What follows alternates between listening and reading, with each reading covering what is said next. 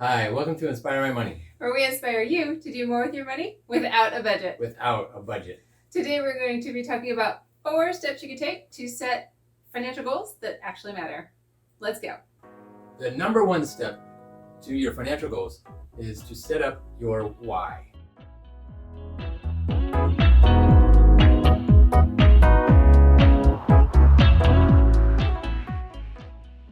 Why it is. Now you may have heard this before, so I'm going to walk you through how to get to your actual why. Some people say, well, because I want to retire. Well, because I want this great lifestyle. So your actual why takes a little more in-depth, sit-down, meditation kind of thinking. All right? Ooh, deep thinking? Yeah, let me show you how to get there. Well, Karen's got a great story about this.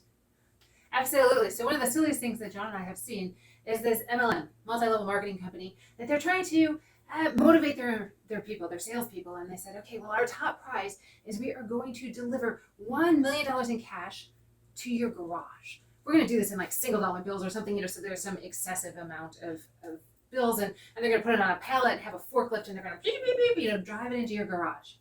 And I was like, well, $1 million, $1 million check, $1 million delivered into your bank account. That sounds great, right? Who's going to like squawk at that? But $1 million in cash. Let's think about the motivation here for a moment. What is it? $1 million in cash. It's bragging rights. And so if you're in for the bragging rights, that's great. You have $1 million in cash sitting in your garage. If bragging isn't your style, though, where is the motivation? What ends up happening is you have this million pieces of green and white paper that end up being a pain in the butt to deal with, because now they're sitting in your garage and you have to somehow get them to the bank and have the bank deposit $1 million. Like, your bank's going to be looking at you like, Where'd you get this? Where did this come from? So think about your motivation. It's very, very important to set this step up first and to not underestimate the importance of it. So how do we get there? How do we get past the motivation? How do we get past this pallet in your garage? How do we find the reality of what is your why? Here we go. What you want to think about is we all have this big number in our head and we're like, oh, when we get there, we'll be there. All right. So what is that there though? Okay. And a lot of people equate it to money. And what does that money equal to you? What have you gained from that money? So as an example, I want this much money. I want this much money because I want this type of lifestyle. I want this type of relationship. I want these things that I can do. All right.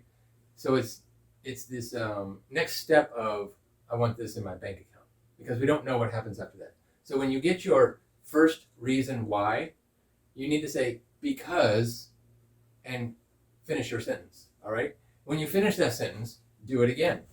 And when you finish that sentence, do it again. Yes, keep digging. Get down to the bottom of what your actual reasons are. Right. So I want this because da da da. And then I want that because, and that will finish, and that will help you dig deeper into your actual reason why. And when you start to cry, then you'll know you're there. All right? Okay, you don't really have to cry, but the idea is to find that deep down meaning that is really important to you, that resonates with you. And what you really want to do is work backwards. So don't start with this number. Many people say, oh, I want $1 million, $1 million. Well, work backwards. What is it that you really want? If you really want the financial freedom, if you want to retire at age 60, 65, whatever it is, start with that and work backwards and calculate that number. Now, we can't calculate the future. No one can with any certainty, but you can definitely plan for it. And planning for it makes all the difference. Okay. Moving on to number two. Number two is to write it down. A Harvard Business School study found that participants who wrote down their goals were 3 times more likely to succeed with those goals than the people that just had them in their head.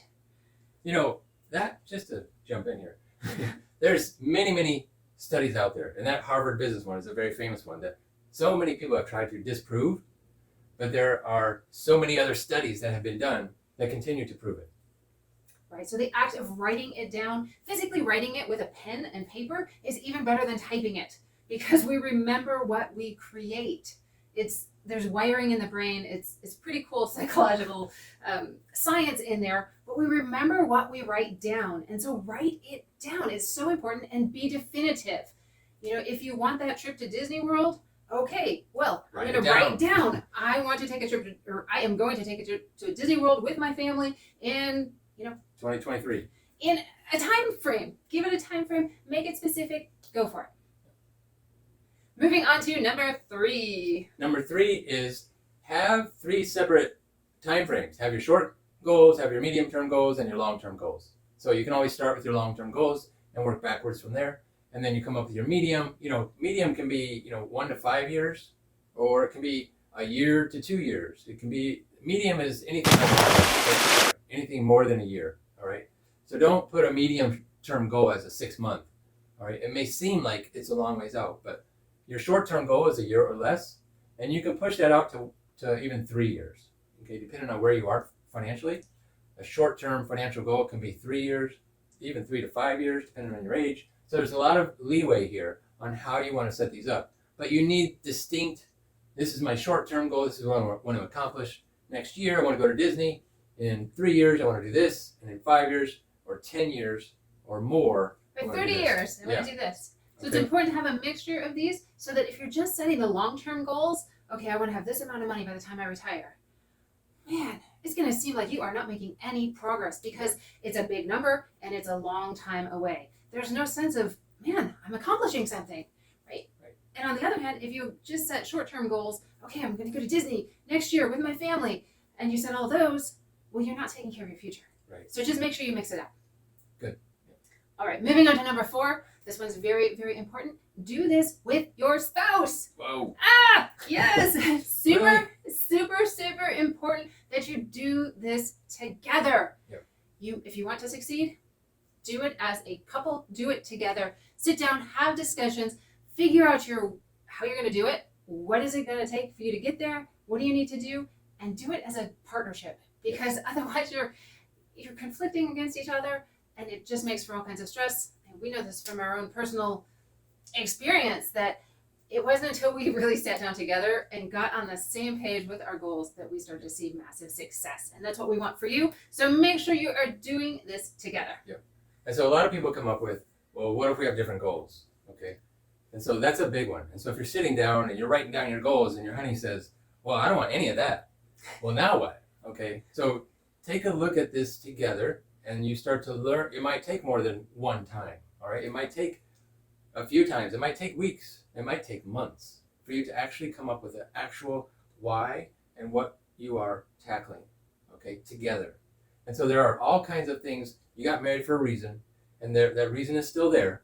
And now that you're adults, you have to look at finances and your future together. And so that's where that comes in. All right. Don't play it off.